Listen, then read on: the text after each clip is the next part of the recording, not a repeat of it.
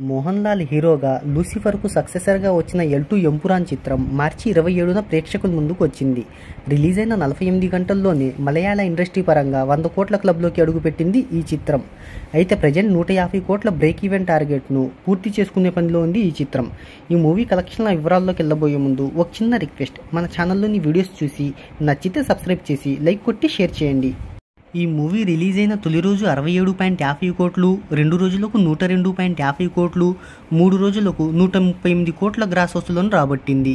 ఈ మూవీ 5 రోజుల వరకు వరల్డ్ వైడ్గా 200 కోట్లకు పైగా వసూలను అందుకుంది. దీంట్లో ఇండియా గ్రాస్ 82 కోట్లు, ఇండియా నెట్ వచ్చేదలికి 70.15 లక్షలు కాగా ఓవర్సీస్లో 118 కోట్లను రాబట్టింది. ఇక 6వ రోజు ఈ చిత్రం 9 కోట్ల వరకు రాబట్టినట్టు ట్రేడ్ పేర్కొంటుంది. ఈ మూవీకి వరల్డ్ వైడ్గా 100 కోట్ల రూపాయల ప్రీ రిలీజ్ బిజినెస్ జరిగింది. దీంట్లో ఇండియా నుంచి 70 కోట్లు, ఓవర్సీస్లో 30 కోట్లకు జరిగింది. ఇక ఈ మూవీ 110 కోట్ల నెట్, 220 కోట్ల గ్రాస్ బ్రేక్ ఈవెన్ టార్గెట్తో ప్రేక్షకుల ముందుకు వచ్చింది.